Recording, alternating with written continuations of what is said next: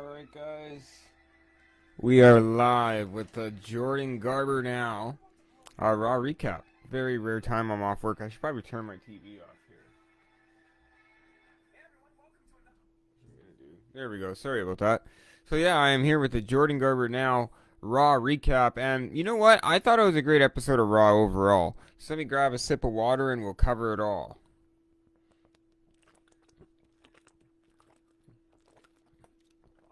Man, I love water. You can't go wrong with water. Anyways, the show started out pretty good with some good height, and then the first match was none other than Kevin Owens versus Aleister Black. The highlight of this match was the double of the knees to the steel chair on Aleister Black, and Owens wins the no disqualification match. I thought that was an awesome way to open things out, and overall, what a good match. I thought that was a good opener. I was even eating some good banana pie while that match was happening, so that made it even better, so that was pretty good. So, I love The Miz. It's good to see him on Raw, and this draft was awesome. And we saw The Miz on Raw, and until he called out not Lacey Evans, but he called out Mandy Rose and Dana Brooke. And then they started melting off to him until their feud kind of transitioned until Lars Sullivan came in the ring and destroyed John Morrison. I think Lars Sullivan, you just got to give this guy a chance. He's a monster and he's going to prove to be.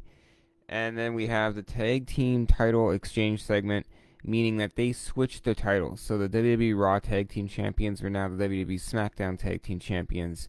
And the WWE SmackDown Tag Team Champions were the WWE Raw Tag Champions. So I thought that was good. Some draft picks here. Retribution drafted to Raw. Lars Sullivan, who just finished making that big impact, is drafted to SmackDown. King Corbin drafted to SmackDown. And Keith Lee drafted to the Raw brand. And Alexa Bliss drafted to Raw as well, who made an appearance, which we'll get into later here. But there is a Seth Rollins promo where it was basically his, like, he was doing kind of like just mouthing off, telling it how it is, and then it turned into a triple threat match between Jeff Hardy, AJ Styles, and Seth Rollins. And this match was awesome, and this actually marked the return of Elias as he attacked Hardy and interfered, and Styles ran away there and got the victory. But it's good to see Elias back. And I think that Jeff Hardy and Elias feud is going to be absolutely fantastic. And then right after that, Elias is drafted to Monday Night Raw. And then Sami Zayn is drafted to SmackDown. And then Lacey Evans is drafted to Raw. Shinsuke and Cesaro drafted to SmackDown. And Sheamus is drafted to Raw. So those were some really good picks there as well. Changing some storylines and shaking some things up. That's for sure. Now, there is a match here with Mandy Rose and Dana Brooke and Natalya and Lana. I really like the heat that Lana got with Mandy Rose with the face slap in the build-up, because it really got a good reaction there, and it really showed a lot of emotion in the match. And the match ended with Brooke and Lana getting the victory with Natalya and Lana at the end. They lose to Dana Brooke and Mandy Rose. I do apologize about that. But no, that is the case. That is what happened. But at the end of the match was the highlight. After Natalya and Lana got the loss, Lana was crying. So that all comes to show something very, very interesting in the end. But stay tuned for that. But the Hurt Business, there's a promo coming up where the Hurt Business and Ricochet approaches him for one last match.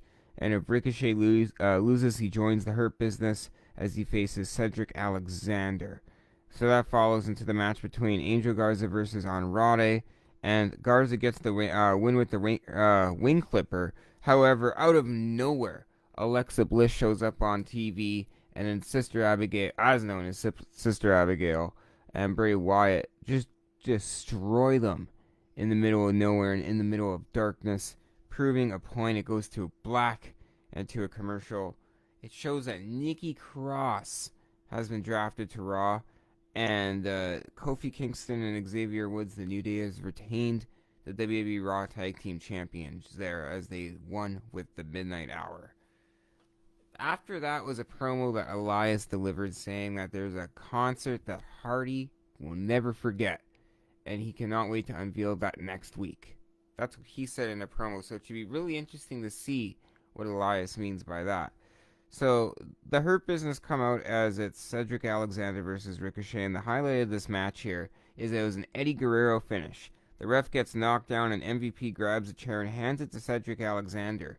However, Ricochet reverses it. The ref gets up at the same time, hands it back to Cedric, and he gets the disqualification, resulting in Ricochet getting that victory.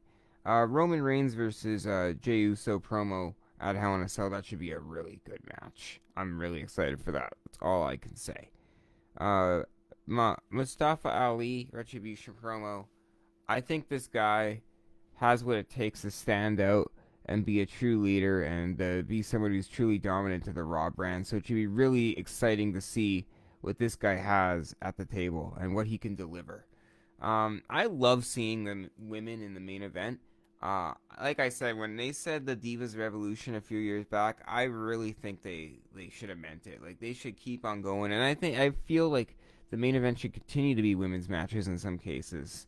Now, this was really, really interesting. Now, you guys remember Lana. She was crying. Her and Natalya lost the match. However, she sneaks up out of nowhere.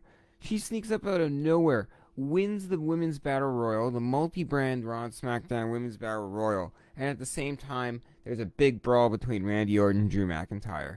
Overall, I really and clearly loved the episode. I thought it was really good, and I can't wait to watch next week. But yeah, I'm going to try my best. Whenever I have the chance and I'm free, I'm going to do another Raw recap, and I appreciate you guys tuning into this one on the Jordan Garber Now Podcast. I'll be back tomorrow with a Jordan Garber Now News Update. You guys have yourselves a great night, and please stay safe out there.